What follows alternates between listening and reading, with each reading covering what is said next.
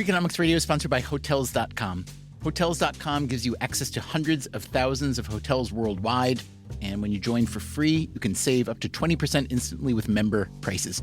Plus, every stay earns rewards. So when you book one trip, you're already lowering the cost of the next one. Hotels.com is simple, rewarding, and designed to help you get more out of every stay. Sign up for free and book today. Hotels.com. It's all in the name. Freakonomics Radio is sponsored by Amica. You know what they say, if you want to go fast, go alone. If you want to go far, go together. So go with Amica and get coverage from a mutual insurer that's built for their customers, one that looks after what's important to you together. Auto, home, life, and more, coverage that fits your unique needs. Amica helps you protect what matters most. Visit amica.com and get a quote today.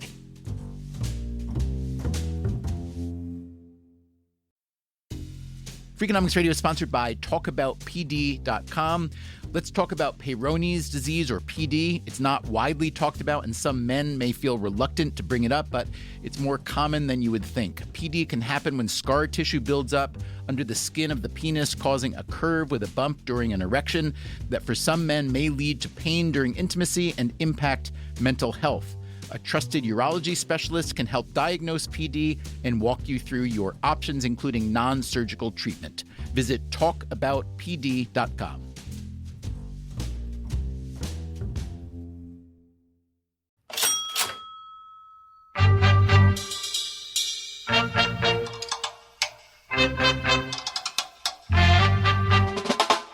This is Freakonomics Radio. Here's your host, Stephen Dubner. So, Steve Levitt, it is World Cup time, World Cup soccer, every 4 years, this year in South Africa. What can the World Cup teach us about economics or even about human behavior? So I think there's a lot to learn from soccer, maybe surprisingly, about economics and human behavior. Now, one of the most interesting studies that's been done looked at the home field advantage. And in soccer, as in almost every sport, there's an enormous home field advantage. And it's puzzling. Why is it across all these different sports that the team at home always does better? Does it have to do with sleeping in your own bed? Is it the referees? Is it knowing the quirks of your own field or your own court? Well, in soccer, there's a little hint as to what the source of the advantage is. And that comes from two different kinds of stadiums. Some soccer fields are built in stadiums that are expressly meant for soccer.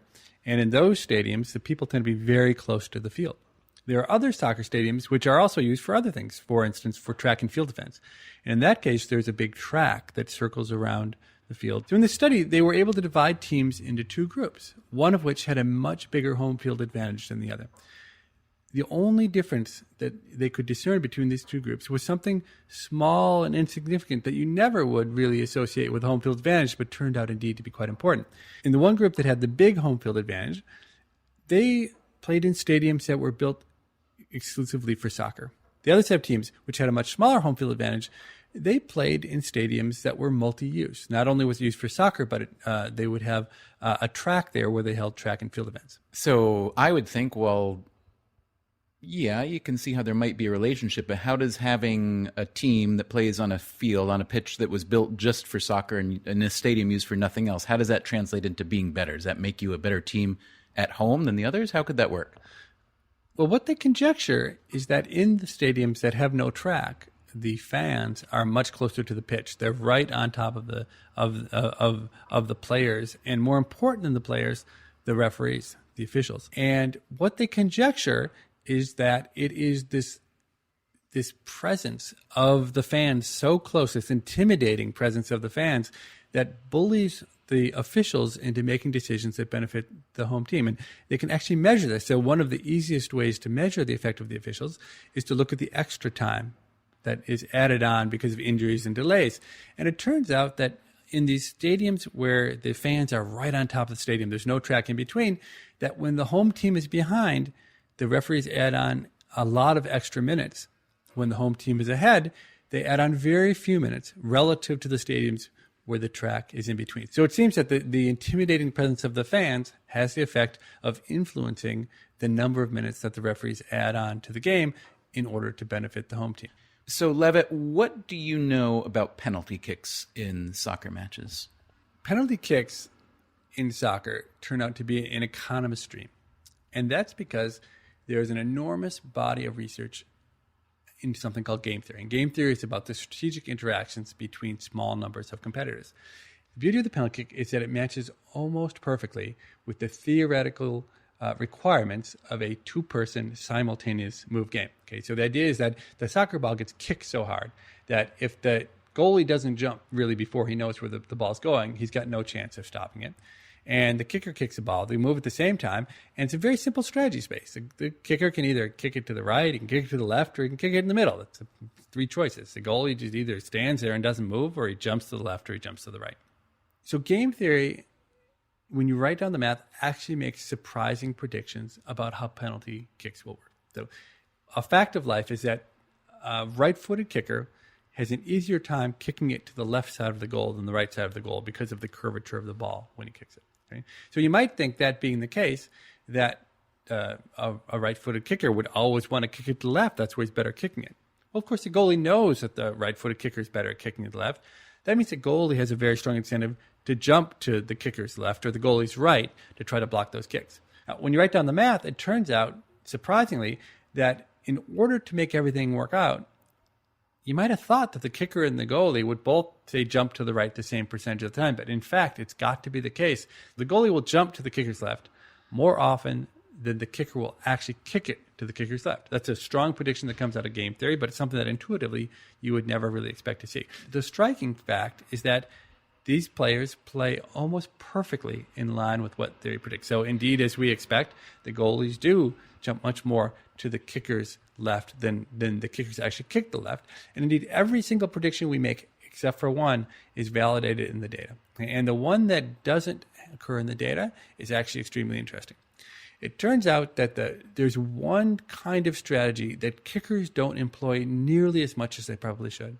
And that's just to kick the ball right down the center. So in our data, if you're a kicker, the single best way to score is to just kick it right down the middle, because it turns out the goalie's almost never there, because in some sense, I think it's too embarrassing for the goalie to stand in the middle and just let you kick it and not even try. I mean, the press will berate the goalie if he doesn't seem to be trying to stop it. And because the goalie has these strong incentives not to stay in the middle, the kicker should just kick it in the middle. But the problem is, I think that when we write down our theory, we're assuming that the goal of the penalty kick is to score. But I think that's wrong. In the end, it's not just a goal to score. The goal is also not to look foolish.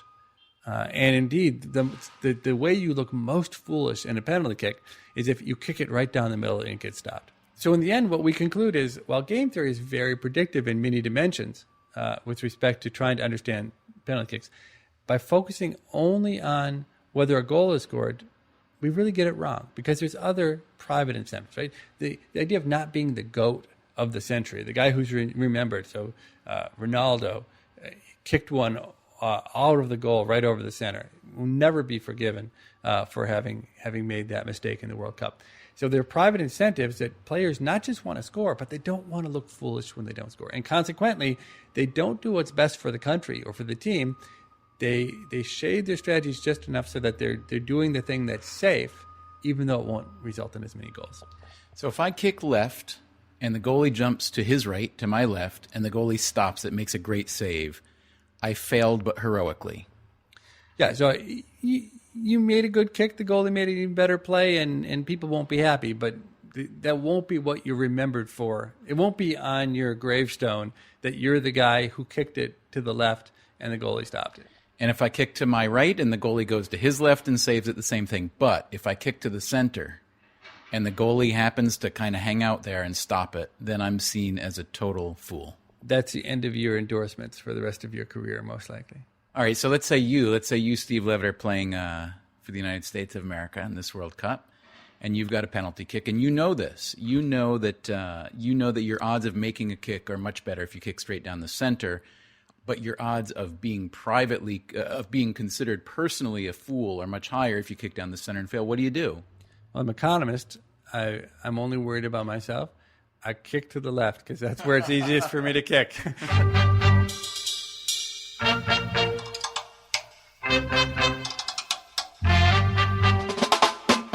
Freakonomics Radio, a new podcast about the hidden side of everything. Subscribe to us on iTunes and you'll get the next episode in your sleep. And check out our blog at Freakonomics.com.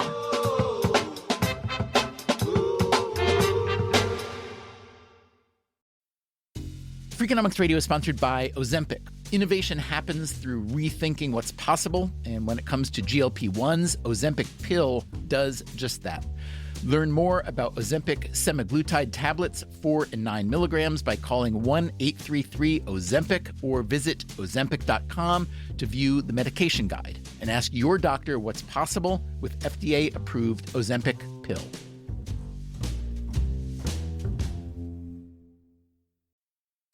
Freakonomics Radio is sponsored by Vitamix. According to the LA Times, the average American home contains 300,000 items, including a staggering number of appliances. All those gadgets, just clutter. But there's one tool that delivers what a dozen others only promise. From pureeing to chopping, Vitamix blenders bring the power of an entire kitchen to your countertop, offering enduring performance and precision you can count on. In a world full of clutter, do more with less. Visit Vitamix.com and shop now. A History of the United States in 100 Objects is a brand new podcast from 99% Invisible and BBC Studios. Each week, we're looking at a different object from across American history with a unique story to tell about who we've been, what we've built, and what we've allowed ourselves to forget. Some of these objects are well known, many are not, but all of them carry the story of how we got to this moment. Find A History of the United States in 100 Objects on the 99% Invisible feed, wherever you get your podcasts.